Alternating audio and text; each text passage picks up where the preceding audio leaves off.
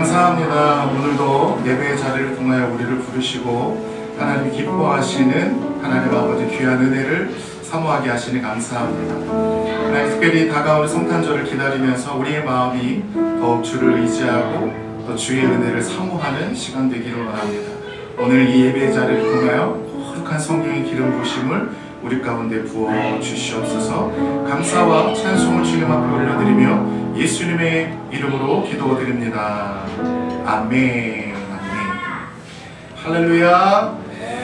네, 오늘 이 아침에도 우리가 주의 이름을 찬송하고 예배하기를 원합니다. 예수님은 왕 중의 왕이요 신 중의 신이시며 우리를 죄에서 구원하시기 위해 이 땅에 오신 줄로 믿습니다.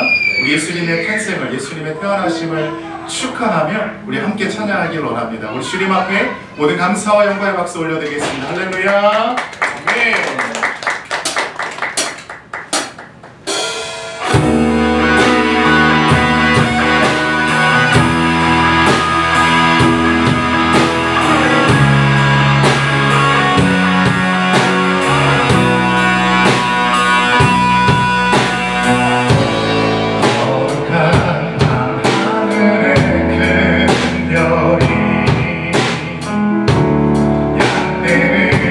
지키던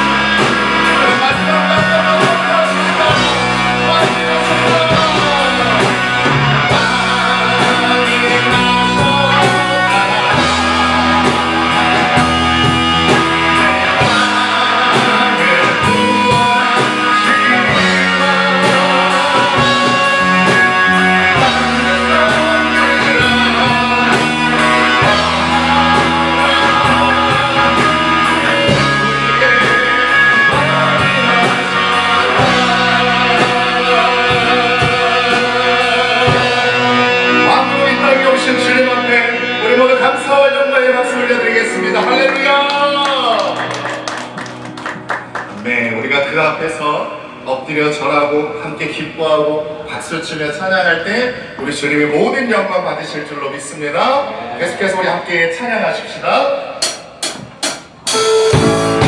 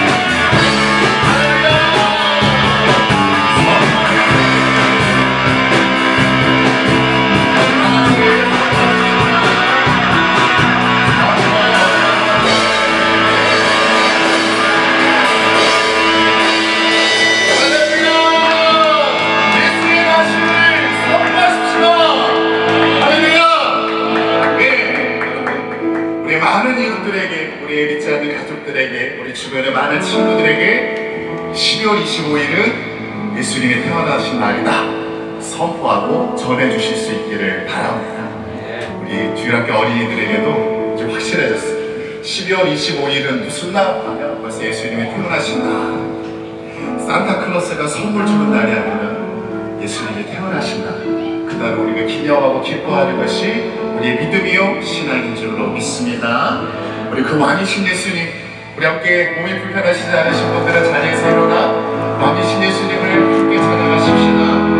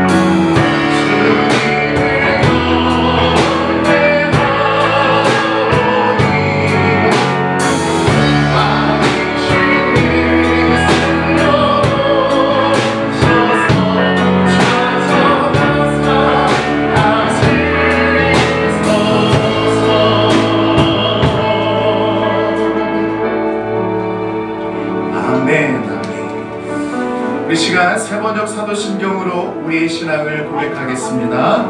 나는 전능하신 아버지 하나님 천지의 창조주를 믿습니다. 나는 그의 유일하신 아들 우리 주 예수 그리스도를 믿습니다. 그는 성령으로 잉태되어 동정녀 마리아에게서 나시고 본디오 빌라도에게 고난을 받아 십자가에 못 박혀 죽으시고 장사된 지 사흘 만에 죽은 자 가운데서 다시 살아나셨으며 하늘에 오르시어 전능하신 아버지 하나님 우편에 앉아 계시다가 거기로부터 살아있는 자와 죽은 자를 심판하러 오십니다. 나는 성령을 믿으며 거룩한 공교회와 성도의 교제와 죄를 용서받는 것과 몸의 부활과 영생을 믿습니다. 아멘. 자리에 앉으시겠습니다.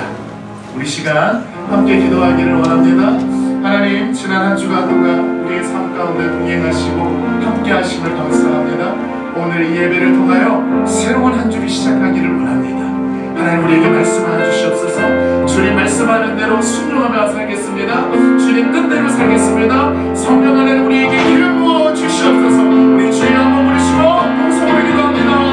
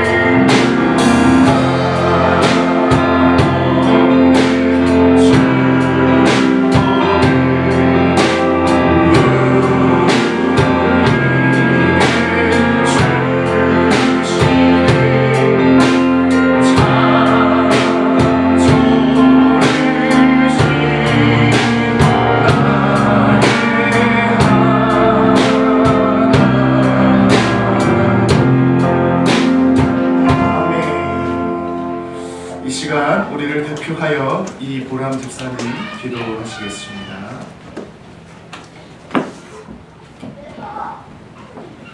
사랑의 우리 하나님 아버지와 주 예수 그리스도로부터 은혜와 평강이 우리 가운데 있기를 소망합니다.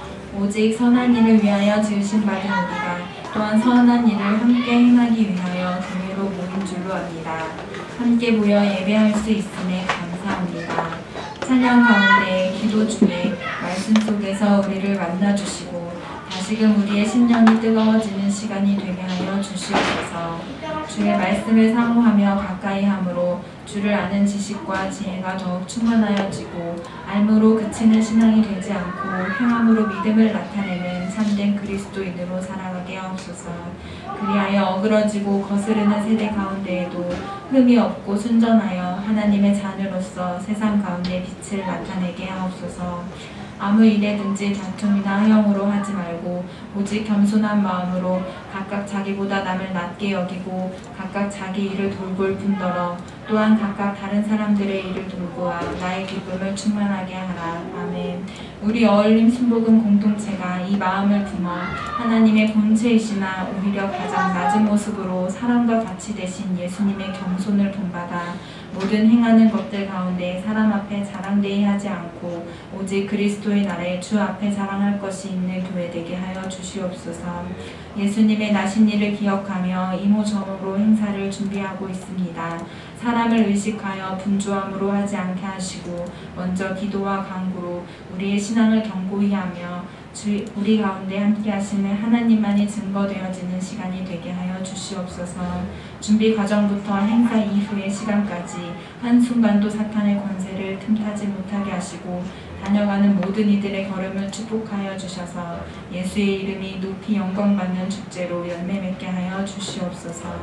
이제 마음을 정돈하고 주님의 말씀에 온 마음으로 귀를 기울입니다. 말씀 앞에 순종하며 아멘으로 화답하오니 우리의 삶을 조율하시고 응답하여 주시옵소서. 예배의 시종을 주님께 의지하오며 살아계신 주 예수 그리스도의 이름으로 기도드립니다.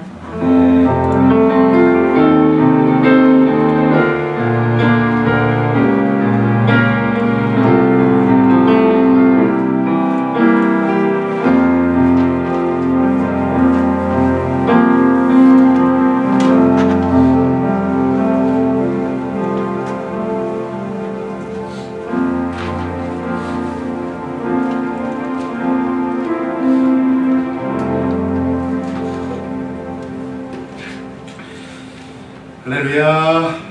네, 감사합니다. 오늘 은혜 받으실 하나님의 말씀은 사도행전 24장 말씀입니다. 사도행전 24장 말씀입니다.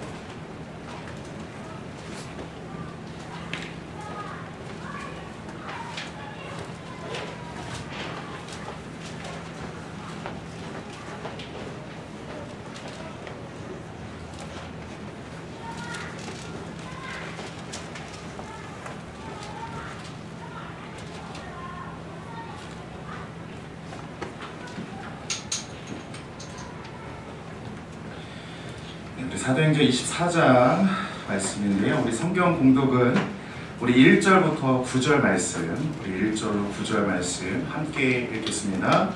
닷새 후에 대제사장 아나니아가 어떤 장로들과 한 변호사 더들로와 함께 내려와서 총독 앞에서 바울을 고발하니라.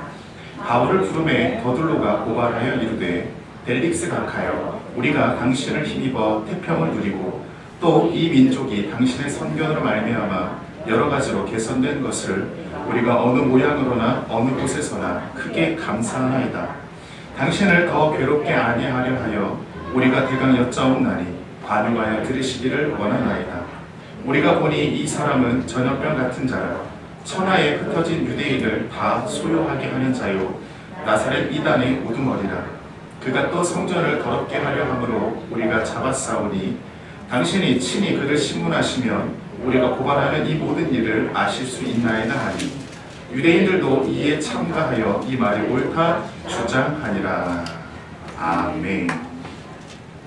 사도행전 24장 1절 9절 말씀 함께 보셨습니다. 우리 서로 인사하시겠습니다. 예수님 이름으로 축복합니다. 예수 이름으로 축복합니다.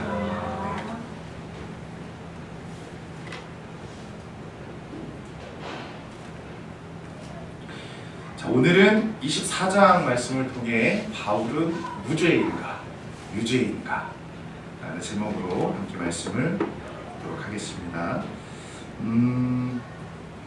바울이 예루살렘에서 잡히고 난 후에 재판이 있었어요. 예루살렘에서 두 번의 재판이 있었고, 오늘 24장의 말씀은 가이사랴에서 있는 재판인데 세 번째 재판이라고 보시면 됩니다. 그런데 이 재판은 이 로마 총독이 직접 이렇게 이제 판결을 하는 그런 내용입니다.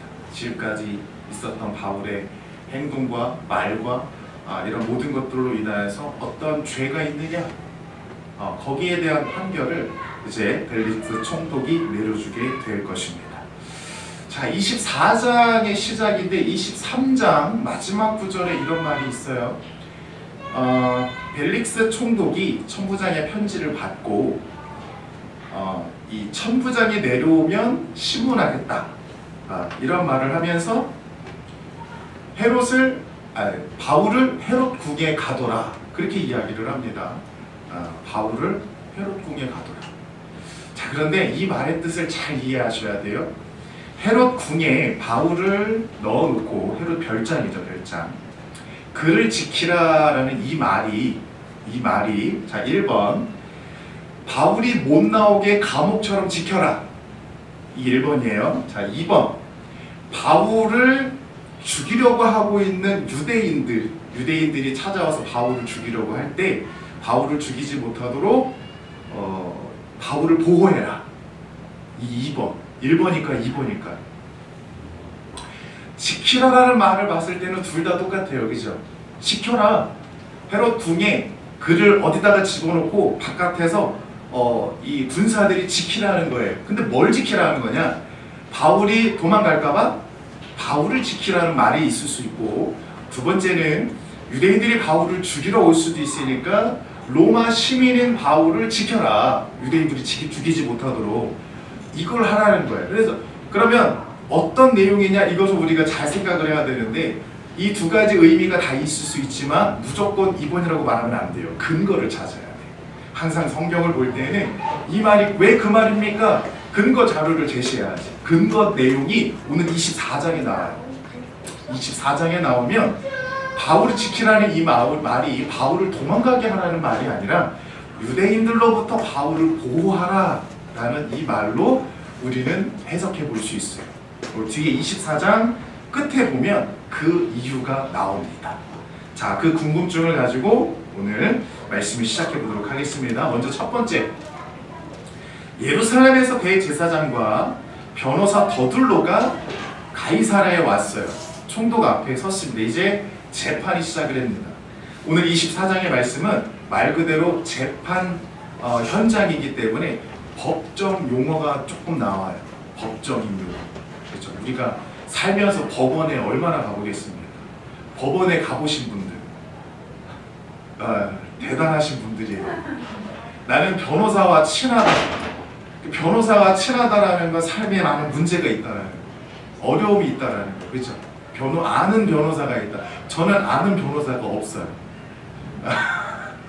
아무 문제가 없었다라는 거. 그런데 우리가 살아가면서 어려움을 갖게 되면 이상하게 변호사와 친해질 일이 생깁니다. 변호사와 친해질 일이 안 생기길 바랍니다. 근데 변호사가 없어야 맞는 거예요. 근데 오늘 말씀에서는 이제 변호사도 있고 법적인 용어가 나오는데 살면서 법적 용어를 얼마나 알겠어요? 헌법을 얼마나 보겠냐라는 거예요. 낯설지만 그래도 24장은 성경이니까 우리가 한번 생각해보고 찾아보도록 하겠습니다.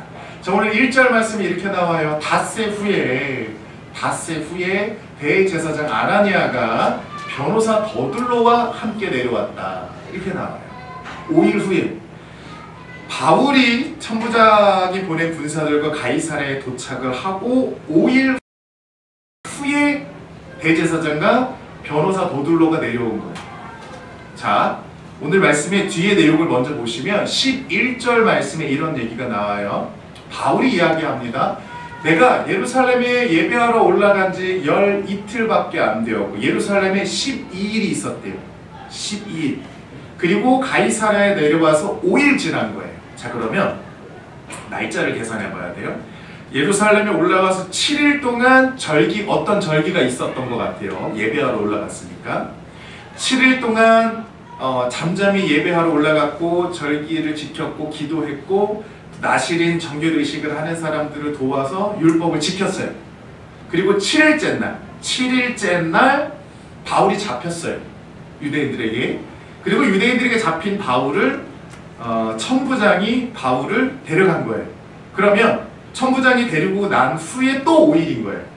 그죠? 7일 동안 이 예루살렘에서 예배했고 잡히고 난 다음에 5일이에요. 그 5일 동안 재판이 2번 있었어요. 그리고 가이사랴에 내려와서 5일이 지났어요. 5일이 지난 후에 또 이제 3번째 재판이 있는 거예요. 그래서 7일, 5일, 5일 해서 총 17일이 지났습니다. 자, 이렇게 우리가 날짜를 계산해 볼 수 있습니다. 자, 이제 대제사장과 변호사 더둘로 그 가이사랴에 내려왔는데 재판하는 장소가 어디인지가 굉장히 중요합니다.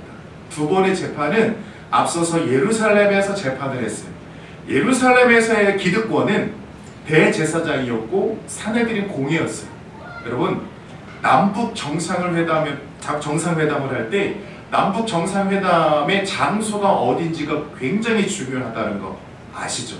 정상회담의 장소가 평양이냐 판문점이냐 이거를 놓고 그 정상의 어떤 이 권력의 힘이 더 강한 힘을 낼 수가 있어요.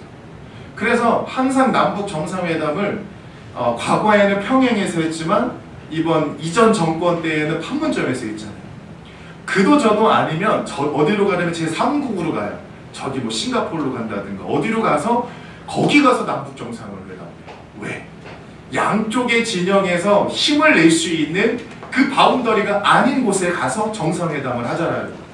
2번의 재판은 예루살렘에서 재판을 할 때 그곳에서의 힘은 대제사장과 공회원들의 힘이 막강했어요. 그래서 바울이 어떤 말을 해도 불리하게 적용을 합니다. 그런데 이번 재판은 가이사랴 재판이고 또 바울은 로마 시민이었고 총독이 재판을 하기 때문에 바울에게 유리하게 적용될 수 있는 자리가 되기도 합니다. 이것이 다르더라고요. 그래서 이제 3번째 재판이 시작이 되는데 아주 이제 바울과 총독이 주도권을 가지고 시작을 합니다. 볼까요? 제 2절부터 2절 시작을 해요. 변호사 더둘로가 대제사장이 데려온 변호사 더둘로가 대제사장을 대신해서 이제 말을 합니다. 그 앞에서는 예루살렘에선 변호사 없었어요. 대제사장이 직접 얘기를 했고 공회원의 권력으로 그냥 변호사 없이도 이야기를 합니다. 여러분 그거 아세요? 어떤 문제가 있어서 법원에 가잖아요. 법원에 가서 재판을 할 때 변호사를 선임할 수도 있고 변호사를 선임 안 할 수도 있어요. 이거는 모든 국민이 다 똑같아요. 내가 나 스스로를 직접 변호할 수 있으면 변호사를 선임 안 해도 돼요. 우리나라 헌법도 그렇게 돼 있어요. 그런데 왜 변호사를 선임하느냐? 이게 이제 제3자의 객관적인 평이나 또 법에 대해서 더 잘 아는 사람이기 때문에 나를 대신해서 얘기해 달라는 거죠. 여기도 마찬가지로 예루살렘에 있을 때는 변호사 선임 없이 직접 자기들이 이야기를 할 수 있습니다. 근데 가이사랴에서는요, 대제사장이 자기 말로 안 통한다라는 거예요. 벌써 주도권이 총독과 이 바울에게 있기 때문에 대제사장이 함부로 말을 하면 안 돼요. 변호사를 데리고 갑니다. 자, 변호사가 뭐라고 말해요? 벨릭스 각하여, 우리가 당신을 힘입어 태평을 누리고 또 이 민족이 당신의 선견으로 말미암아 여러 가지로 개선된 것을 우리가 어느 모양으로나 어느 곳에서나 크게 감사하나이다. 이렇게 시작을 해요. 먼저 로마 총독을 향하여서 당신이 이 나라를 통치하고 무슨 통치예요? 식민 통치하고 이 나라를 다스리고 이 나라에게 많은 이 로마의 문화와 문호를 개방할 수 있게 해주어서 이 나라가 이렇게 발전을 했습니다. 당신은 위대합니다. 이렇게 얘기하고 있는 거예요. 쉽게 얘기하면 일제강점기 시대에 우리나라의 어떤 사람들이 조선 총독부에 가서 일본 순사들 앞에서 총독이여 하면서 당신들이 이 나라에 와서 많은 것들을 해줌으로 인해서 이 나라에 어떤 이 특혜가 있었어요. 이 나라에 철길이 깔리고, 그죠? 일본 일제시대 때 철길이 깔렸잖아요. 철길이 깔리고 많은 것들이 이제 이 문화가 들어오게 되므로 이 조선이 잘 살게, 이거는 똑같은 거예요. 이제 총독 앞에서 온갖 아양과 아청과 아부와 온갖 좋은 말을 일단 시작을 해야 돼. 뭔가 바울이 저 인간이 죄인입니다라고 말하기 전에 먼저 이 총독을 띄워놓는 거야. 기분 좋으라고. 기분 좋으라고. 여러분, 어느 재판장에서도 이런 말 안 통합니다. 어느 판사 앞에서도 우리나라도 그렇지만 절대 통하지 않아요. 더군다나 로마는 통하지 않습니다. 로마에 가면 로마법을 따르라. 이런 말도 있듯이 로마 하면 생각나는 건 법이에요. 법. 로마 하면 생각나는 건 두 가지예요. 로마 하면 생각나는 건 첫 번째 법. 로마 하면 생각나는 건 두 번째 도로. 모든 길은 로마로 통한다. 이렇게. 조금 로마에 대해서 공부한 사람들은 하나를 더 생각해요. 뭐냐면 음식이에요. 음식. 로마와 관련된 음식과 관련된 이야기들이 있어요. 되게 재밌어요. 시간 없어서 얘기 못해요. 지금 이 얘기를 하고 있는 거예요. 대제사장은 주로 바리새파에 많이 있어요. 바리새파. 근데 바리새파는 그리스 헬라 제국에서 헬레니 문화를 받아들이고 무도를 개방함으로 앞장선 사람들, 율법주의 기득권을 유지하되 타 문화를 받아들여서 적당히 타협하고 세력을 키워왔던 사람들이 바리새파이고, 바리새파 안에 서기관들이 있어요. 사두개파는요 전혀 다른 사람들이에요. 문호를 개방하지 말자라는, 절대 헬레니즘 문화를 받아들일 수 없다, 싸우는 사람들이에요. 그러다 보니까 이 나중에 역사의 흐름 속에서 사두개파는 점점 세력이 약해져서 없어져요. 바리새파는 점점 세력이 커져서 기득권을 형성하고 유지하게 됩니다. 사복음서에서 예수님과 주로 논쟁하고 예수님을 유혹에 빠뜨리고 시험에 빠뜨리려고 하는 사람들은 주로 바리새파여 율법 교사들입니다. 이유가 있는 거예요. 율법의 본질을 망각하고 백성들에게 하나님의 마음을 가르치지 않았다라는 겁니다. 그래서 제국의 변동이 있을 때마다 이렇게 온갖 아부와 아양과 아청을 떨면서 세력 다툼에만 열심히 했던 사람들이 바리새파 사람들이었던 거예요. 그리고 이 사람들이 그렇게 예수님과 바울과 대립하면서 싸워왔던 것입니다. 여러분, 구약의 대제사장의 직무는 뭐예요? 대제사장이 해야 하는 일은 첫 번째, 하나님의 말씀을 백성들에게 가르치는 거예요. 가르치는 거예요. 오늘날의 교회 목회자들이 가장 많이 해야 하는 사명은 말씀을 가르치는 거예요. 가르치는 거예요. 교회의 세력을 가지고 어떤 정치적인 세력을 일으키는 게 그것이 목적이 아니라는 거예요. 가장 먼저 해야 되는 것은 말씀을 가르치는 거예요. 두 번째, 백성들의 죄를 하나님 앞에 고발하는 일, 이것이 대제사장의 직무였던 것입니다.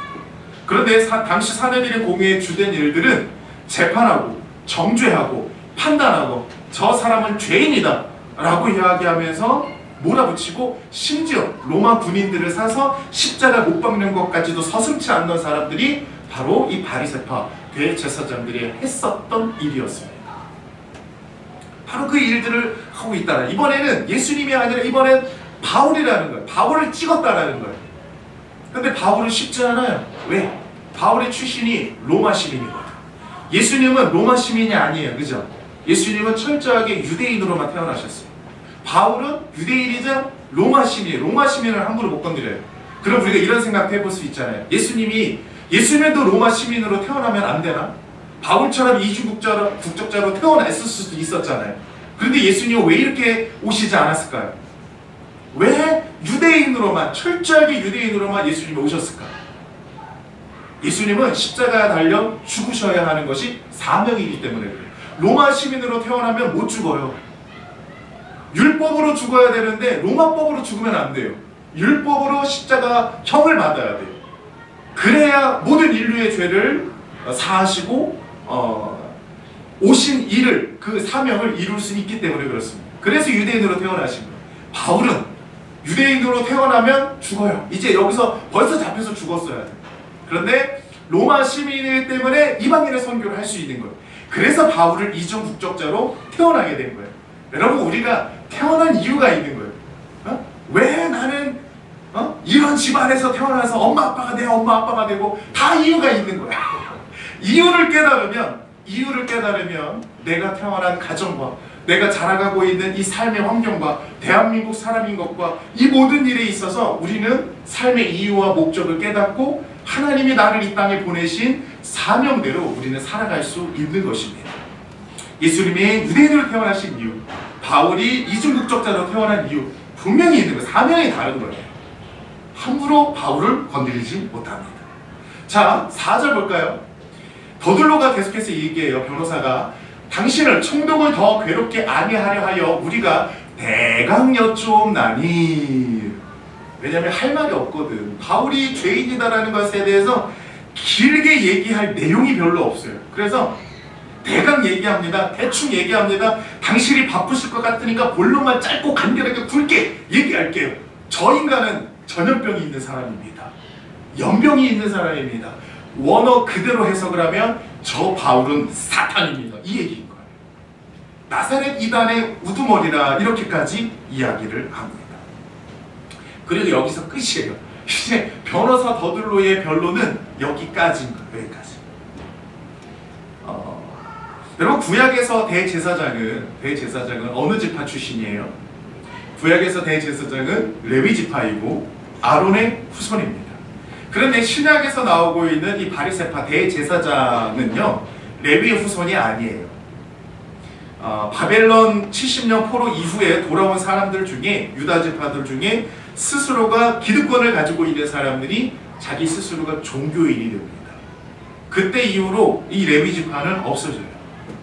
지금도 현재 이스라엘에는 종교인들이라고 있는데 이 종교인들은 레위인의 후손이 아닙니다. 그 구약의 대제사장들과 신약의 대제사장들은 서로 다른 사람들이었다. 이렇게 보시면 됩니다. 신약의 대제사장, 바리새파 이러한 사람들에게 있어서 가장 위협적인 사람은 누구냐? 바로 자기들의 기득권을 위협하고 흔들려고 하는 사람들, 그 사람들입니다. 그 사람들이 누구냐? 첫째가 예수님이었고 두 번째가 바울이었습니다. 예수님과 바울은 율법의 본질을 이야기하고 싶었던 거예요. 율법의 본질이 뭐냐? 성경의 본질이 뭐냐? 하나님 마음을 아는 것이다. 이 얘기를 하고 싶었던 거예요. 하나님의 마음, 성경을 읽고 율법을 지키면 너희들의 마음 가운데, 백성들의 마음 가운데 헤세드가 있고 하나님의 마음을 아는 자들은 하나님의 나라를 이루어갈 수 있다. 이것을 예수님도 바울도 이것을 가르치고 싶었던 겁니다. 그런데 사내들인 공회원들은 자기들이 만들어 놓은 전통과 교리를 따르지 않는다라는 것에 대해서 이단이라고 이야기하고 있는 겁니다. 예수님도 이단이라고 정죄받아서 십자가에 달려 죽으셨습니다. 여러분, 누구의 입장에서 이단이에요? 누구의 입장에서? 이거는 사내들인 공회, 대제사장들이 만들어 놓은 그 전통과 교리 입장에서 예수님과 바울이 이단이었던 거예요. 그들이 만들어 놓은 전통과 교리는 뭐예요? 이것에 있어서 그들은 떠났다라는 겁니다. 그들이 만들어 놓은 이 종교 정치, 마음에 들지 않으면 다 이단이라고 이야기하고 있는 거예요. 왜? 그렇게 해야 한다라는 거예요. 백성이 알면 안 되는 거예요. 이 신약 시대의 바리새인들과 대제사장들이 얼마나 나쁜 사람들인지 우리는 알아야 돼요. 이 사람들은 가리고 싶은 거예요. 감추고 싶은 거예요. 백성들이 알면 안 되는 거예요. 진실을 알면 안 되는 거예요. 율법을 가리고 율법을 감추고 율법을 지킴으로 말미암아 하나님의 마음을 알면 안 된다라는 거예요. 그래서 자꾸 감추는 거예요. 이것이 이 율법을 지킴으로 말미암아 하나님의 말씀을, 하나님의 뜻은 이것이다라고 이야기하는 그 사람들을 향하여서 얼마든지 언제든지 칼을 뽑고 십자가에 달려 죽이고 할 수 있는 사람들이 바로 이 사람들이었던 것입니다. 율법의 진실을 알면 안 돼요. 하나님의 마음을 알면 안 돼요. 백성들이 알면 안 돼요. 자꾸만 감추는 것. 그래서 진실을 덮고 또 덮고 가리고 감추고 하면서 진실을 말하려고 하는 사람들을 다 죽이려고 했었던 사람들이 바리새파요, 사내들은 공회, 대제사장들이었던 것입니다. 지금 이들도 그렇게까지 이야기하고 있는 거예요. 자, 그런데 여기에 대해서 유대인들의 종교법에 대해서, 율법에 대해서 총독은 잘 알지를 못해요. 자, 이제 두 번째, 이제 바울의 변론 시간이 되었습니다. 10절 말씀해 보니까 총독이 바울에게 머리로 표시했대. 어떻게? 이렇게 한 거야. 이렇게. 바울, 그 다음 너 말하라 하니 그가 대답하되. 자, 이제 바울이 시작을 합니다. 변호사 더둘로의 변론과 비교해 보세요. 당신이 여러 해 전부터 이 민족의 재판장 된 것을 내가 알고 내 사건에 대하여 기꺼이 변명하나이다. 자, 여기까지 딱 봤을 때 앞에서 변호사 더둘로는 뭐라고 이야기했습니까? 아, 당신이 이 나라를 통치하고 다스리기 시작한 것부터 이 나라에 발전이 있었고 이 나라가 개선되었고 잘 사는 나라가 되었습니다. 온갖 아양과 아부를 떨었던 그 말과는 다르게 바울은 그냥 깔끔하게 당신이 이 민족의 재판장이 된 것을 내가 아나이다. 그래서 뭐? 이렇게 된 거예요. 다만 내 사건에 대하여 이제 내 변론을 하겠습니다. 딱 요 얘기만 하는 거예요. 당신이 재판장이라고 하니 내가 이제 나의 변론을 시작하겠습니다. 그래서 이제 바울이 변론을 시작을 하는데 요 변론의 내용 속에서 이제 우리가 법적 용어를 몇 가지 확인해 볼 수 있게 됩니다. 몇 달 전에 방송이 있었던 그 변호사, 그쵸? 드라마 있었잖아요, 드라마. 뭐죠? 이상한 변호사 우영우, 그죠? 그 보면 자폐 스펙트럼을 가진 어떤 이 변호사 한 사람이 천재적인 이 두뇌, 그죠? 를 가지고 막 사건이 몰리고 이제 우리가 질 수 있을 것 같을 때 갑자기 고래 한 마리가 딱 등장을 해서 고래가 한 바람 이렇게 물고 지나가면 뭔가 막 떠올라요, 그죠? 갑자기 막 이만한 종이를 그동안에 봐왔던 내용, 종이가 막 넘어가기 시작을 하면서 몇 번째 장, 어떤 몇 번째 줄에 어떤 내용이 이렇게 있습니다. 그래서 날짜 하나, 그리고 문장 하나, 요거를 이렇게 딱 찾아내서 그 기가 막힌 아이디어로 사건을 뒤집어 버리는 그러한 아주 재미있는 드라마가 있었던 것을 보게 됩니다. 바울이 지금 그거 하고 있는 거예요. 자, 어떤 내용인지 한번 볼게요. 자, 바울의 변론은 쉽게 얘기하면 이거예요. 총독이요, 저 변호사 더둘로가 하는 말 가운데에는 심증만 있을 뿐 물증이 없습니다. 물증이 없어요.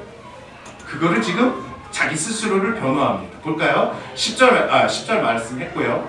이제 12절 말씀. 그들은 내가 성전에서 누구와 변론하는 것이나 회당 또는 시중에서 무리를 소동하게 하는 것을 보지 못하였으니 이제 나를 고발하는 모든 일에 대하여 그들이 능히 당신 앞에 내세울 것이 없나이다. 그렇게 말을 합니다. 그들이 능히 당신 앞에서 내세울 것이 없습니다. 내세울 것이 없대요. 그게 뭐예요? 내세울 만한 것이 없습니다. 물증이 없다는. 그들은 무리를 소동하게 하는 것을 보지도 못했습니다. 그렇죠? 보지도 못했어요. 그냥 어떤 일이 일어났다, 뭐 로마에게 잡혔다, 그리고 난 다음에 있었던 일들에 대해서는 보지도 못했고 증거도 없다. 그러니 물증, 증거 자료를 가져오게 하라는 거예요. 증거 자료. 자, 14절 말씀. 바울이 계속해서 얘기해요. 그러나 이것을 당신께 고백하리니 나는 그들이 이단이라 하는 도를 따라 조상이 하나님을 섬기고 율법과 선지자들의 글에 기록된 것을 다 믿으며 그들이 기다리는 바 하나님께 향한 소망을 나도 가졌으니 곧 의인과 악인의 부활이 있으리라 함이니이다. 그렇게 이야기를 합니다. 바울의 신앙 고백인 거예요. 여러분, 법적인 이런 자리에서 법정 앞에서 지금 재판을 하고 있는데 자기 신앙 고백을 하고 있는 거예요. 자기 신앙 고백. 왜요? 이 재판은 로마 법과 관련 없는 율법, 즉 유대인의 종교적인 부분이기 때문에 종교적인 내용으로 인해서 내가 지금 이렇게 재판을 받고 있는 중이다. 이거는 종교법과 관련이 있는 것이지 로마법과 관련이 있는 게 아니다. 그래서 바울은 자기 스스로를 신앙 고백하고 있는 겁니다. 나는 하나님을 믿는 사람이다.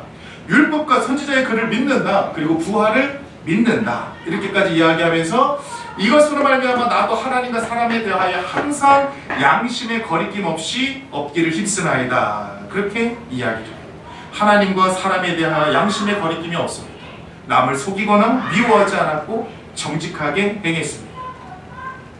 그가 했었던 모든 선교 여행 과정에 있어서 하나님 앞에서 사람 앞에서 떳떳합니다. 양심에 거리낌이 없습니다. 사람들에게 있어서 나는 가르쳐야 될 것을 가르쳤고 복음만을 전했고 그렇게 하나님 앞에서 거룩합니다. 합니다. 여러 해 만에 내가 내 민족을 구제할 것을 제물로 가져와서 선교여행을 다 마치고 오랜만에 왔다는 거죠. 여러 해 만에. 그래서 오랜만에 예루살렘 성전에 와서 이렇게 나는 예배했습니다. 그러다가 드리는 중에 내가 결례를 행하였고, 여기서 결례를 행하였다라는 건 실수를 행했다라는 게 아니에요. 정결의식을 이야기하는 건데, 이 앞에 우리가 22장에서 살펴봤듯이 야고보를 만나고 또 이 예루살렘 교회 장로들을 만나서 부탁을 받았어요. 나시린 기간이 끝난 사람들이 있는데 이 사람들 정결의식을 좀 해줄 수 있겠냐. 그래서 바울이 그 부탁을 받고 나시린들의 정결의식을 도와줍니다. 지금 그 얘기를 하고 있는 거예요. 내가 정결의식 그들을 도와주었고 그 다음에 모임도 없고 소동도 없이 성전에 있는 것을 그들이 보았나이다. 나 10일 동안 얌전히 있었어요. 어디 가서 뭐 이렇게 다른 이야기 한 거 없습니다. 그러나 아시아로부터 온 어떤 유대인들이, 소아시아 출신의 유대인들이 있었으니 그들이 만일 나를 반대할 사건이 있으면 마땅히 당신 앞에 와서 고발할 것이오. 이렇게 나와요. 소아시아에서 온 유대인들이 나를 보고 저 사람이 소아시아에서 어떤 행동을 했었는지에 대해서 사내들인 공회에 고발을 했는데 그 이야기를 듣고 공회원들이 나를 잡아갔다라는 거예요. 그러니 벨릭스 총독이여, 만일 내가 잡힌 이유에 대해서 알고 싶다면 그 유대인들, 소아시아에서 고발한 그 유대인들 데려오라는 거예요. 증인 출석을 요구합니다. 그죠? 그러니까 그들은, 이 대제사장들은, 공회원들은 지금 물증이 없습니다. 심증만 가지고, 들은 정보만 가지고 내가 나사렛 이단이라고 얘기하는데 심증만 있지 물증이 없어요. 두 번째, 나를 고발한 소아시아 유대인들이 있는데 내가 정말 죄인인지 아닌지를 구분하려면 그 사람들 증인 출석해야 되지 않겠습니까? 증인 출석 요구합니다. 증인 출석 요구하면요, 다음 재판에서 그 증인 불러와야 돼요. 불러오지 않으면 대제사장 다시 이 재판에 못 서. 그죠? 지금 이 바울이 그 이야기를 하고 있는 거예요. 증거를 얘기합니다. 증인을 출석을 요구합니다. 그러자 이 증인 출석을 이 재판이 정당화되려면 그 사람들을 먼저 소환하라는 거예요. 20절 볼까요? 그렇지 않으면, 증인 오지 않으면 이 사람들이 내가 공회 앞에 섰을 때에 무슨 옳지 않은 것을 보았는가 말하라 하소서. 그렇지 않다면 그 사람들이 무엇으로 나를 고발했는지 이야기하게라는 거예요. 오직 내가 그들 가운데 서서 외치기를. 자, 공회 앞에서 두 번째 재판이 있을 때 바울이 뭔가를 외쳤어요. 뭘 외쳤어요? 내가 죽은 자의 부활에 대하여 오늘 너희 앞에 신문을 받는다. 이렇게 말을 했다라는 거예요. 이건 사실이죠. 바울은 지금 거짓말하고 있지 않아요. 사실만을 이야기하는데 이 사실도 어떤 방식으로 어떻게 이야기하느냐에 따라서 이 재판이 완전히 뒤집어지는 거예요. 지금 바울은 그 얘기를 하고 있는 거예요. 아, 바울 정말 똑똑해요. 우리가 살아가면서 다른 사람에게 흠잡힐 만한 그런 말과 행동을 조심하셔야 돼요. 그리고 함부로 어디에 사인하지 마시고, 어떤 서류든 함부로 사인하지 마시고, 이렇게 막 보증 쓰지 마시고, 그러니까 이것도 이제 우리 청소년들, 아이들을 가르쳐야 돼요. 부모님들 함부로 어디 가서 막 인감 이런 거 빌려주지 말고. 진짜 복잡해요. 법적인 문제는 너무너무 복잡해요. 왜 이렇게 고개를 들어? 바울은 뭐라고 얘기했어요? 여기 잘 보셔야 돼요. 죽은 자의 부활에 대하여 나는 신문 받는다. 자, 여기서 뭐라고 얘기해요? 나는 죽은 자의 부활을 믿는다 라고 말 안 했어요. 그죠? 제가 지난주 말씀을 여러분들 기억한다면 바리새파 사두개인들이 이 부활 논쟁을 가지고 서로 싸웠다고 그랬어요. 죽은 자의 부활을 믿는 사람들은 누구냐? 바리새인들이고, 죽은 자의 부활을 믿지 않는 사람들은 사두개인들이라고 했어요. 이게 왜 다른지, 그리스 헬라 제국의 헬레니즘 문화를 받아들인 입장에서 이 바리새파들이 가지고 있는 부활의 입장론이 죽은 자의 부활이고, 죽은 자의 육체가 막 벌떡 일어나가지고 영과 막 도킹이 돼서 이렇게 막 이렇게 좀비처럼 일어나. 그게 아니라는 거죠. 바리새파는 이것을 믿는 거고, 사두개파는 구약에 있어서 영과 육은 하나다. 죽은 자의 부활은 없다. 구약의 율법에는 이게 훨씬 더 맞는 이야기인 거예요. 그래서 바울이 이야기하는 거야. 내가 죽은 자의 부활을 믿는다라고 하면 바리새파에게 유리한 쪽이 되는 거고, 믿지 않는다 그러면 사두개파에 유리한 쪽이 되는데, 내가 죽은 자의 부활로 인하여서 이런 곤경에 처했다 이 말로 인하여 바리새파 사두개파가 싸우는 거예요. 나중에 고린도서에 가면 바울이 그런 이야기예요. 나는 죽은 자의 부활을 믿는 게 아니라 우리는 모두가 다 호련히 변화되어 부활할 거다, 이렇게 스스로가 고백을 합니다. 왜요? 예수님의 부활이 호련히 변화된 부활을 하셨기 때문에 그래요.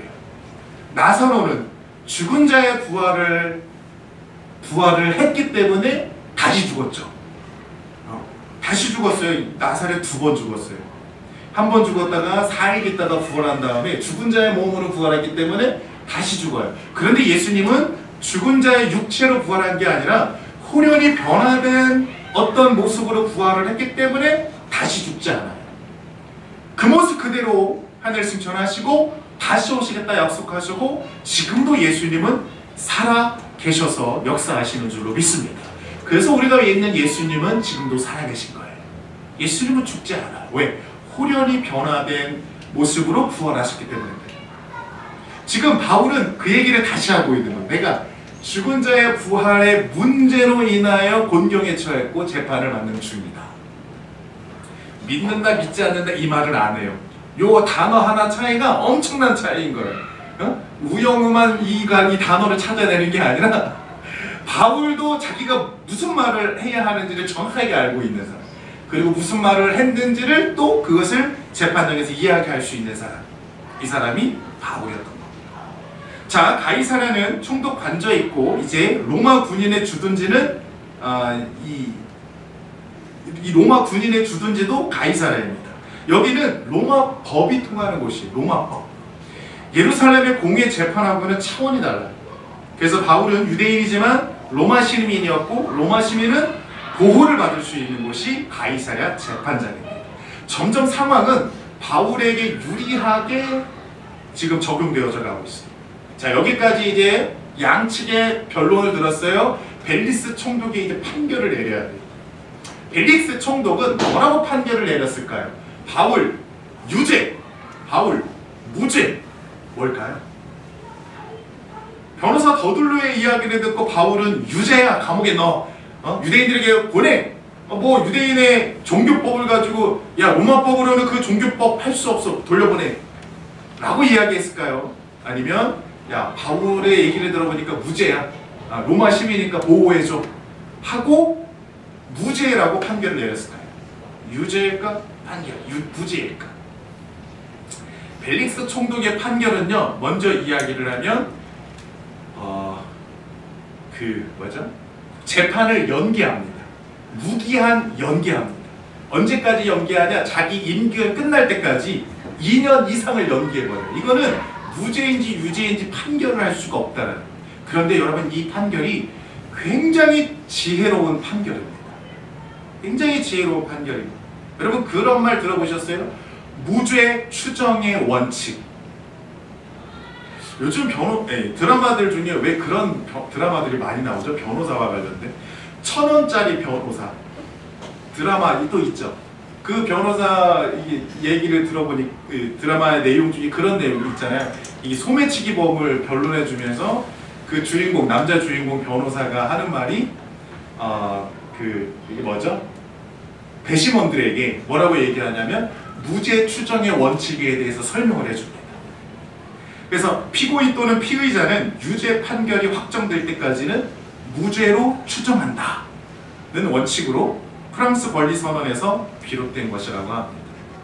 그래서 벨리스 총독은 무죄 추정의 원칙을 적용해서 이 바울은 무죄인지 유죄인지 유죄가 분명하지 않다라는 거예요.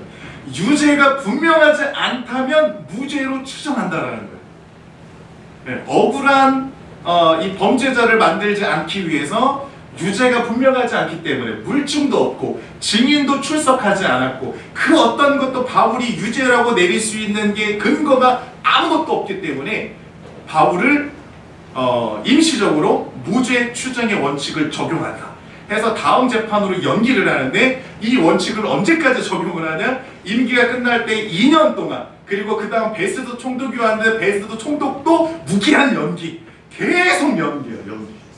그렇게 가옵니다. 자, 그래서 벨릭스 총독이 이렇게 이야기를 해요. 벨릭스 총독이 가만히 들어보니까 이거는 종교적인 문제인 거예요. 로마 법으로 로마 시민을 판결할 수 있는 문제가 아니라는 거예요.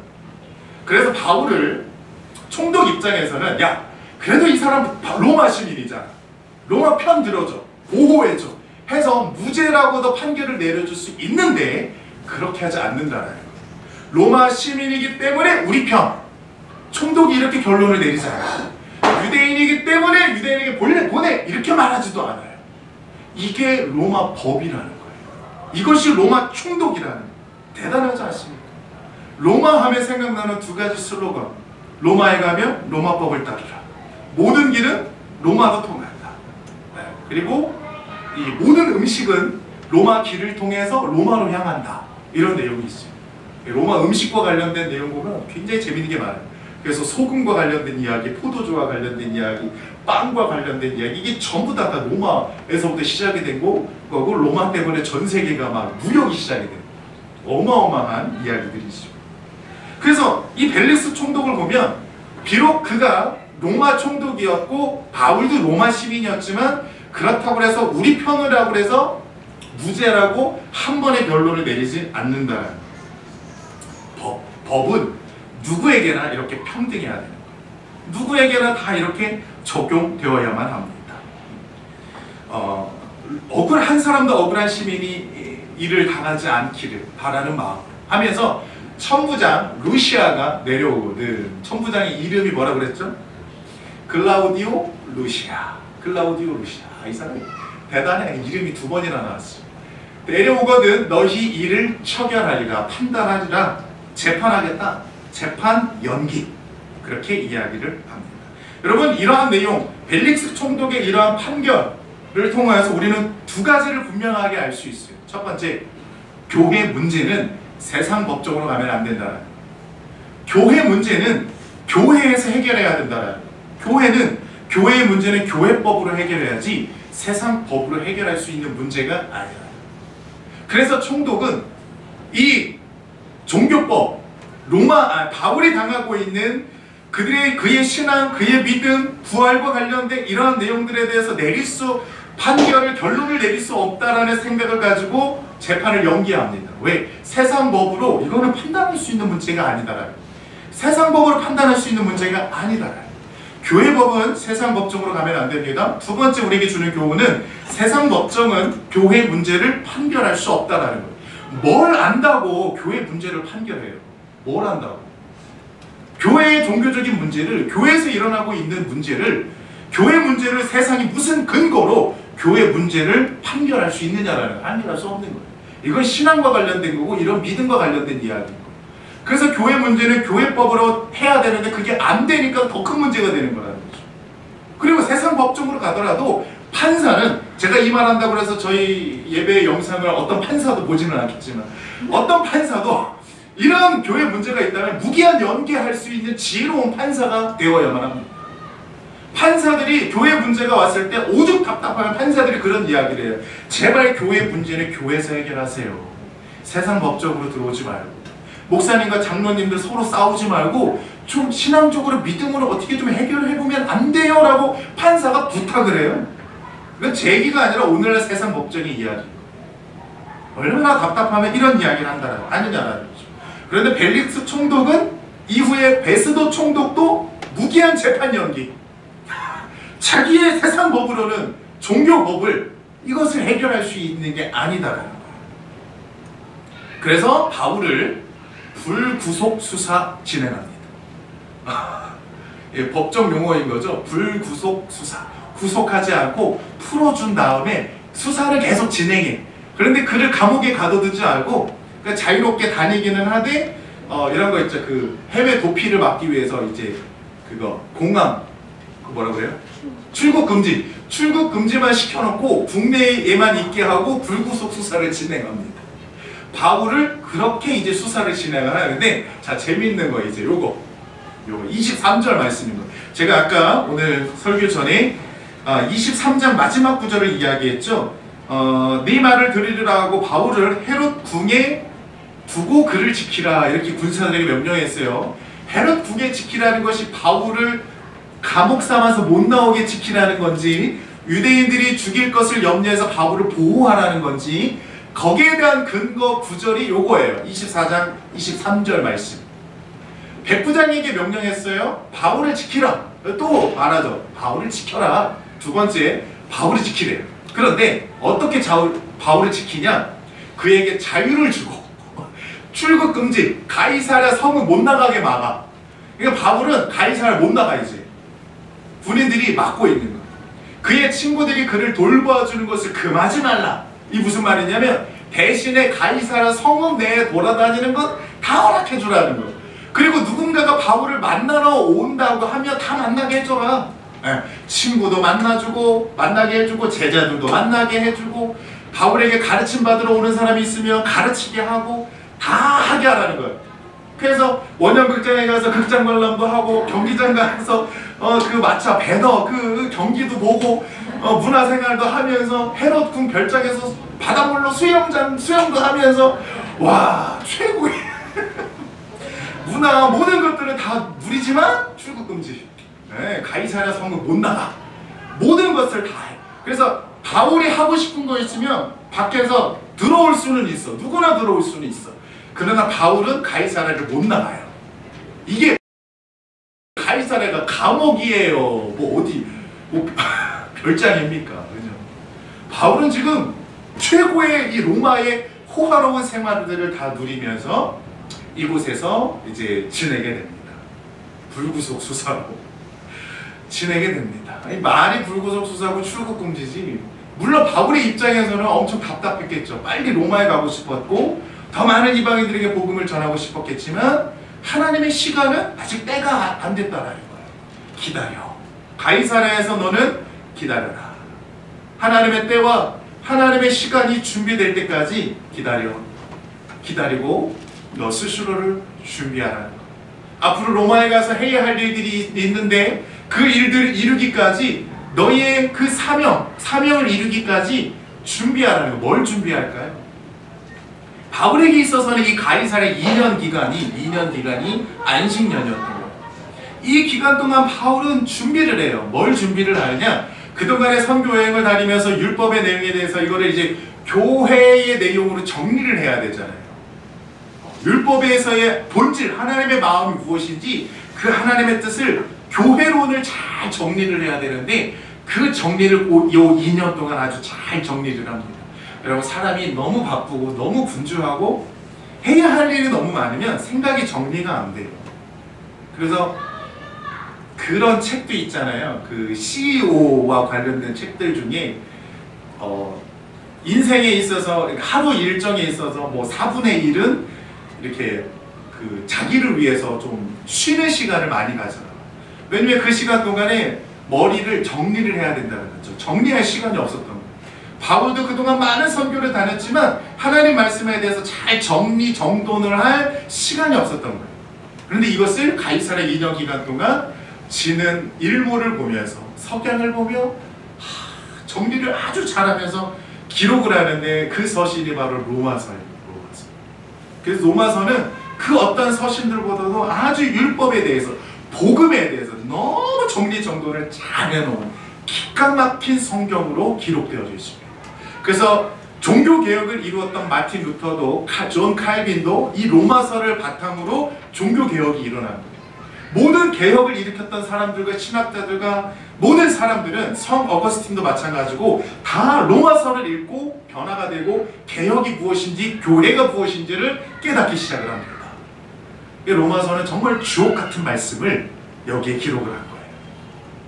다른 서신들하고는 차원이 다른 그런 서신을 기록하게 됩니다. 그래서 바울이 가이사랴에 있는 동안에는 가이사랴는 감옥이 아니었다. 가이사랴 감옥이라고 말하면 안 돼요. 자, 그렇게 해서 바울에게 허락하신 하나님의 휴양지, 그 2년 안식년 동안의 자유와 시간들을 보내면서 하나님의 말씀을 잘 기록하게 됩니다. 자, 계속해서 볼까요? 24절. 이제 벨릭스의 아내가 유대인이었대요. 이게 또 놀라운 사실이야. 총독인데 유대인 여자하고 결혼했어. 와우, 이럴 수도 있나? 그럴 수 있는 거죠. 바울의 부모님도 유대인과 로마 사람이었으니까, 그러고 보면 바울의 아빠가 총독이었나? 뭐 여러 가지 가능성도 있을 수 있겠지만 그런 얘기는 안 나오니까. 그죠? 그러니까 이 총독과 유대인 여자에서 태어난 아이들도 이중국적자인 거예요. 아무튼 막 혼혈인들이 굉장히 많았어요. 자, 이 사람들이 바울에게 그리스도 예수에 대한 복음을 듣게 됩니다. 복음을 듣게 되는데, 바울이 의와 절제와 장차 오는 심판을 강론하니 벨릭스가 두려워했대요.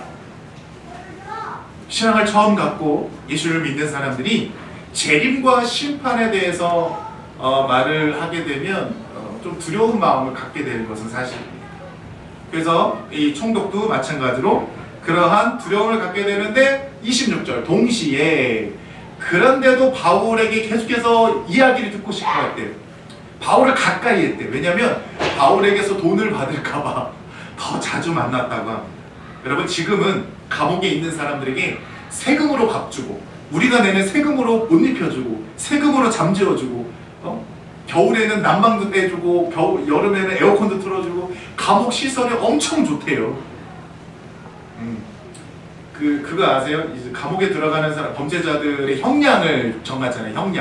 형량은 그 검사가 이렇게 구형을 내리는 거거든요. 판사가 구형하는 게 아니고, 검사가 형량을 몇 년 하면서 이제 구형을 몇 년이 내려지길 바랍니다 하면서 이제 구형을 내리는 건데, 거기에 대해서 판사가 듣고 판결을 하는 거예요.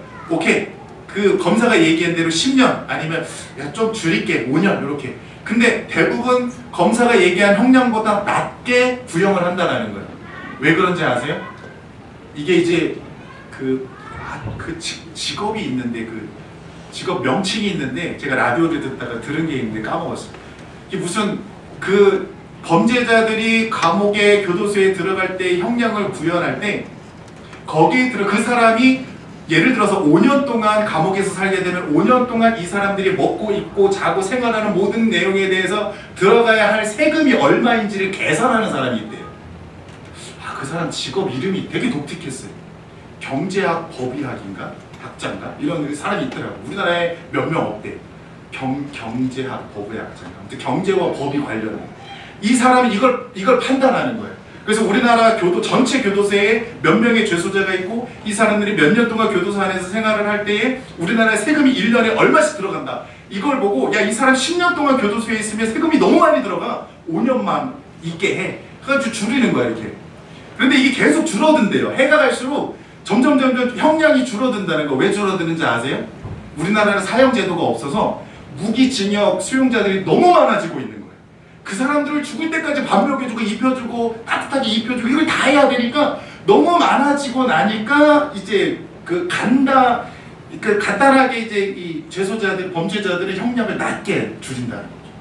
3년 들어가야 할 사람이 1년만 들어가. 이렇게. 이게 다 세금과 관련된 내용이라고 합니다. 그런데 옛날에는요, 이 시대, 우리나라도 옛날에도 그렇고 이 시대에서는 밖에 있는 사람들이, 감옥에 있는 사람들에게 먹을 음식과 먹을 옷을 넣어줘야 돼요. 없으면 굶어요. 바울은 분명 가이사랴에서 자유의 몸이 되었지만, 바울에게 뭔가 돈을 갖다 주고 사식을 넣어줘야 되는 거예요. 갖다 줘야 돼요. 제자들이, 바울의 친족들이, 많은 사람들이. 이거를 돈을 받을까봐 총독이 기대하고 있는 거예요. 가만 보니까 이 사람 보통 사람이 아니거든요. 공부도 많이 했고, 보니까 교수고, 뭔가 주변 지인들도 다 높은 사람들이에요. 그러니까 뭔가 이제 바울에게 잘해주면 자기에게도 이렇게 좀 거래가 오고 가지 않을까. 중국말로 꽌시 이런 것처럼 오고 가지 않을까. 이런 게 옛날에는 엄청 많았거든요. 그래서 그것을 기대했다고 합니다. 이것을 언제까지 했느냐? 이 베스도 27절, 이태가 지난 후 2년이 지난 후 베스도가 벨릭스 소임을 이어받아 이제 다음 총독으로 오기까지 2년 동안 그렇게 했대요. 근데 베스도가 총독으로 왔어요. 이제 다음 25장에서 볼 텐데 베스도도 판결을 안 내려요. 끝까지 판결을 안 내려요. 판결을 낼 수가 없는 거예요. 로마 법으로는 평등해야 하기 때문에. 이것이 로마의 법입니다. 결국에는 바울이 이제 로마까지 가게 됩니다. 베스도의 이야기는 다음 시간에. 자, 우리에게 주는 교훈 첫 번째, 여러분, 교회가, 우리도 교회이지만 역사적으로 만들어져 있는 전통과 교리가 답은 아니에요. 정말로 우리가 찾아가야 할 복음의 진짜 복음의 답은 성경이에요. 성경 속에서 하나님의 마음을 찾아가야 돼요. 말씀의 본질을 따라가야 한다는 건 성경 속에서 하나님의 마음이 어디에 있는지를 하나님 마음을 찾아가야 되는 거예요. 우리나라도 기독교 역사 속에서 역사적으로 만들어진 전통이 있어요. 교리가, 교단이 어마어마하게 많은 거 있죠. 우리 교회는 뭐 순복음 교단이라고 하지만 다른 장로교단, 감리교단, 성결교단, 순복음, 뭐 독립교단, 뭐 교단이 어마어마하게 많아요. 근데 그 교단 속에서도 교파가 또 엄청나게 나눠져 있어요. 교단 하나에 뭐 그냥 2개에서 5개는 기본이에요. 교파가 많이 나눠져 있어요. 근데 그거는 사실 그렇게 중요하지 않는다는 거예요. 교단이 만들어 놓은, 교단과 교파가 만들어 놓은 헌법과 교리, 그렇게 중요하지 않아요. 그것이 중요하다면 제가 성경 대신 그거 갖고 올라오겠죠. 책꽂이에 꽂혀져 있어요. 근데 그거 그렇게 중요하지 않아요. 그거는 목회자들이 잘 지켜야 할 교단의 헌법과 교리인 것 뿐인 거예요. 목회자들이 이단으로 넘어가지 아니하도록. 그런데 여러분들이 목회자가 정작 올라와서 설교해야 할 내용은 교단의 헌법과 교리가 아니라는 거예요. 성경이라는 성경. 말씀의 본질을 따라 말씀 속에서 하나님의 마음, 나를 향한 하나님의 뜻이 어디에 있느냐, 이거를 찾아가는 것이 성경이고 교회가 해야 할 일이라는 겁니다. 두 번째, 우리에게 주는 교훈, 바울에게 주어진 자유와 안식년입니다. 대학원 때 함께 공부했었던 목회자 한 사람이 교회의 부조리를 인해서 교회에서 쫓겨났어요. 그래서 지금 6개월째 놀고 있는데 이 친구가 전화통화하다가 그런 이야기를 해요. 제가 뭘 해야 될지 모르겠다고. 근데 이제 집에서는 뭐 할 거냐고, 어느 교회로 부격대로 들어갈 건지 개척을 할 건지 뭘 해야 할 건지 자꾸 재촉을 한다는 거예요. 제가 그랬어요.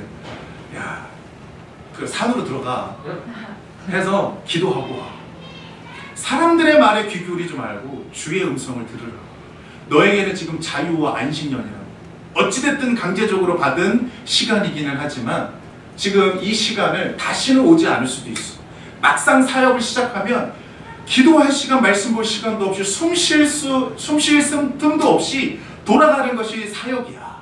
하나님이 한번 몰아붙이기 시작을 하면 선교를 하든 개척을 하든 어떤 사역을 하든 우리는 끝까지 다른박질 해야 되는데 이렇게 쉴 수 있는 시간이 어디냐? 산으로 가.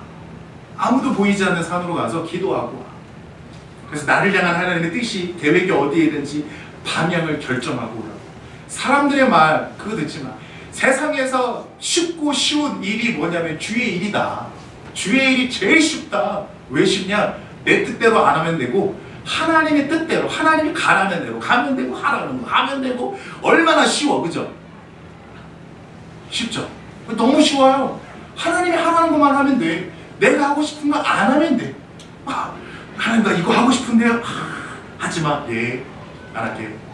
하나님이 하라는 거, 하나님 그거 하기 싫은데요. 매 맞는 거야. 거기서부터 왜 안 가?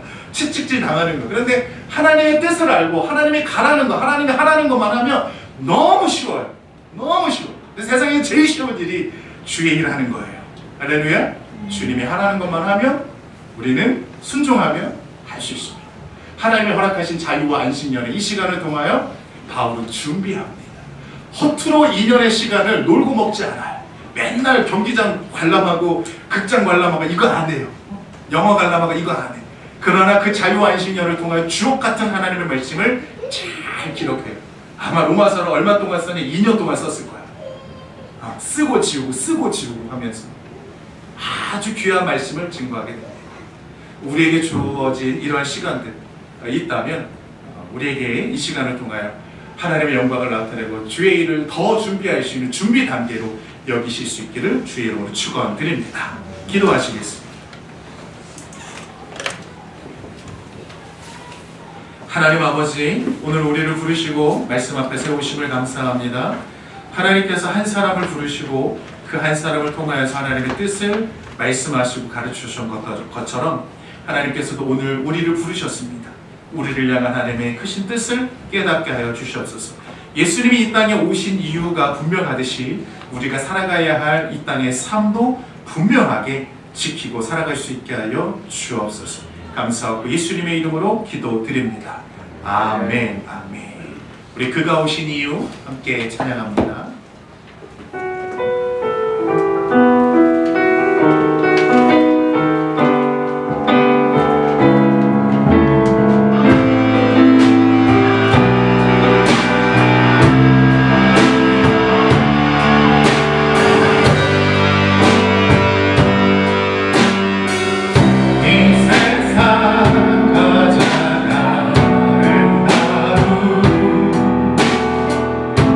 순종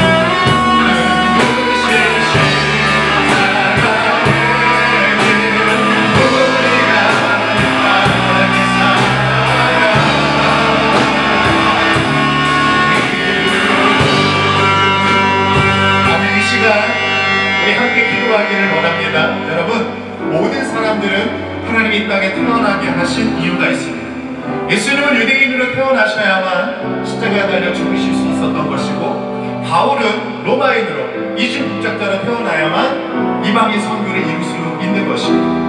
하나님께서 오늘날 이 땅에 우리를 태어나신 이 지역과 이 사회 속에서 우리의 교회 공동체로 모이게 하신 데에는 우리가 해야 할 일이 있기 때문에 그렇습니다. 우리 청소년들은 주의 일을 감당할 수 있도록 준비된 그릇이 될 수 있도록 하나님 나를 축복하시고 사용하여 주시옵소서. 우리 어른들은 하나님 내게 주신 직업과 재능과 우리의 삶과 우리의 기도를 통하여서 주의 나라를 세울 수 있게 하여 주시옵소서. 주님 나를 사용하여 주시옵소서. 내가 살아가야 할 이유와 목적을 깨닫고 살게 하여 주옵소서. 우리 주신 만큼 붙들고 주의 한번 부르시고 기도합니다.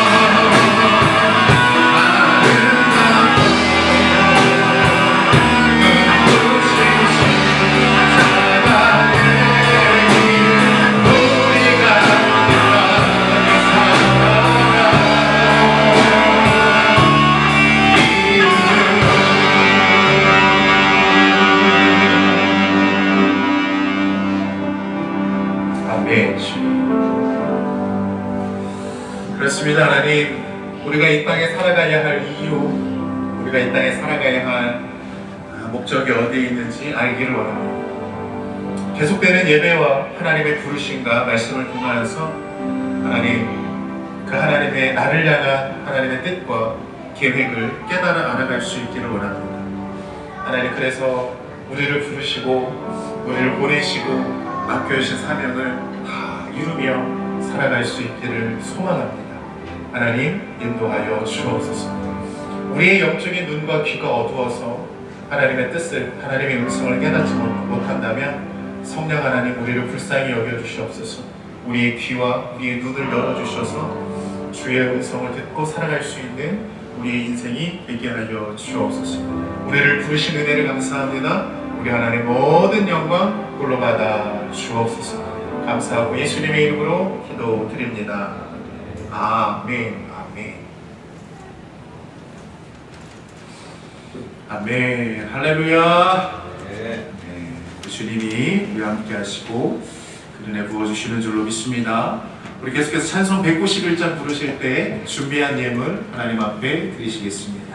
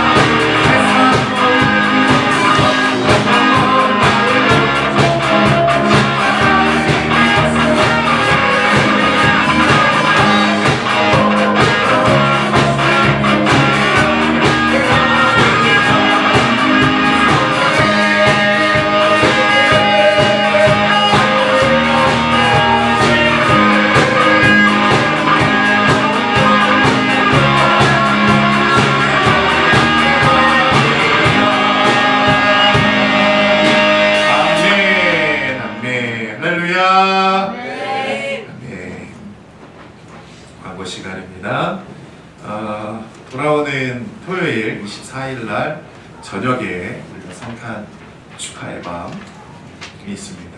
많은 또 우리가 음식들도 준비하고 아이들의 발표회도 있고 우리 감사하는 마음으로 예배할 때 하나님의 은혜와 기름 부으심이 넘치기를 원합니다. 이를 위해서 준비해 주시고요. 오늘 오후에는 우리가 준비한 것들 이렇게 리허설을 하도록 하겠습니다. 잘 준비하셔서 오늘 하면서 부족한 부분들이 뭔지 같이 이야기도 하시고 이렇게 준비해 주시면 감사하겠습니다. 다음 주 주일은 우리가 성탄 감사 예배로 우리가 드리도록 하겠습니다. 그래서 감사 예배로 감사 예물로 준비해 주시고요. 그리고 송구 영신 예배는 다음 주 토요일 31일입니다. 31일 똑같이 저녁 7시에 원래 이제 전통적으로는 송구 영신 예배도 보통 12시에 예배를 합니다. 1월 1일 되는. 저희는 왜 일찍 예배를 하느냐, 개척 초기부터 어린아이들이 우리 교회를 많이 오게 됐었는데 했었거든요. 처음에 시작을 12시에 했었어요. 근데 애들이 12시까지 못 버텨요. 10시 되니까 다 쓰러져. 졸려가지고 유치부 아이들이 예배를 못 하더라고요. 그래서 한 10시 넘어가니까 막 애기 엄마들도 막 불안불안하고, 그래서 그때부터 8시에 예배를 했어요. 예배 일찍 하고 일찍 가자. 애들이 또 일찍 자야 되는데. 그리고 송구 영신 예배라고 해서 애들은 자니까 애들만 두고 우리끼리 할 수는 없잖아요. 다 같이 해야 되니까. 그래서 우리는 일찍 합시다 해서 8시 했었는데, 이번에는 그 성탄 축하의 밤 예배랑 같은 시간에 좀 맞췄습니다. 토요일이고 해서 또 그 다음날 주일이잖아요. 주일날 예배도 있고 하니까 일찍 마치고 일찍 가야 다음날 또 모일 수 있을 것 같아서 똑같이 저녁 7시로 시간을 맞췄습니다. 기억해 주시고 함께 시간에 모여서 우리가 감사 예배를 드리도록 하겠습니다.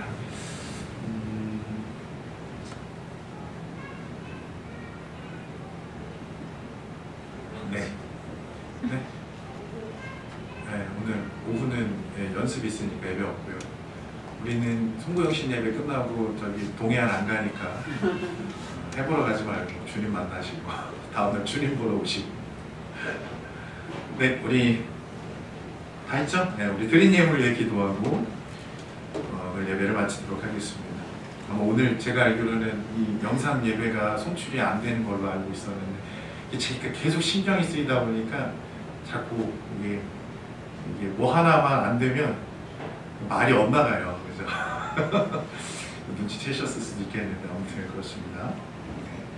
네, 다음엔 잘 될 수 있도록 신경을 더 쓰도록 하겠습니다. 우리 드린 예물 위해 기도하고 예배를 마치겠습니다. 하나님 감사합니다. 주님 앞에 나와 시간 드리고 마음 드리고 우리의 삶의 고백을 담아 주님 앞에 귀한 예물 올려드립니다. 하나님, 우리의 삶 속에 힘들고 어렵고 고난 가운데 있는 모든 삶의 자를 주께서 아시는 줄로 믿습니다.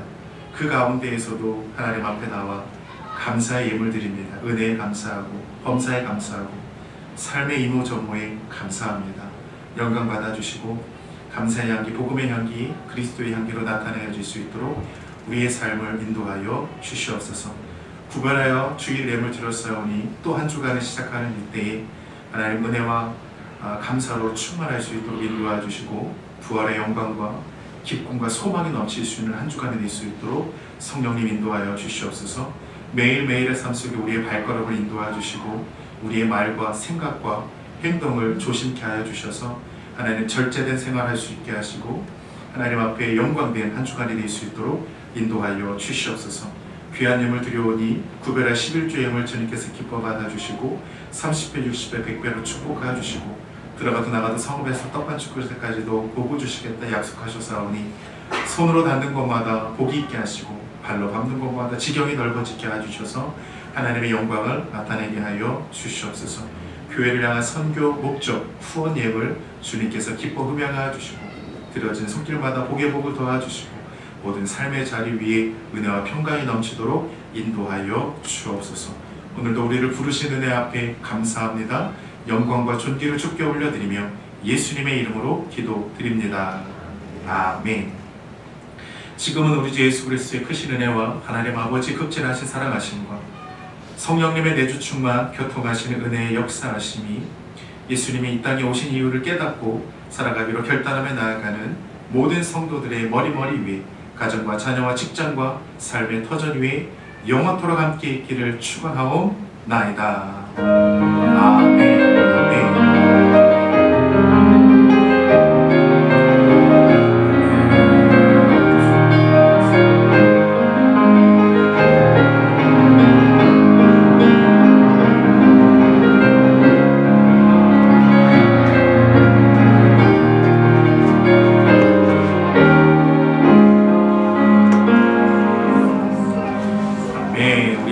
함께하신 주님께 감사와 영광의 박수 올려드리겠습니다. 할렐루야.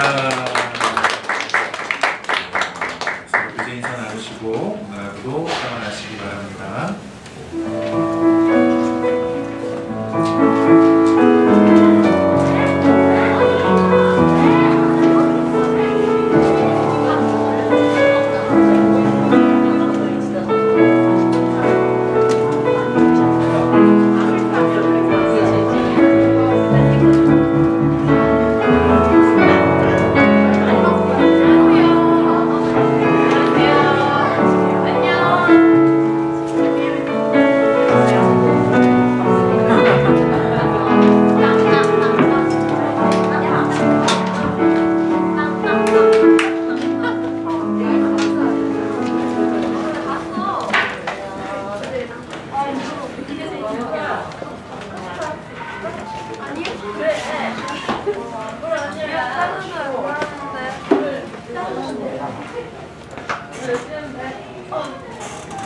뭐지?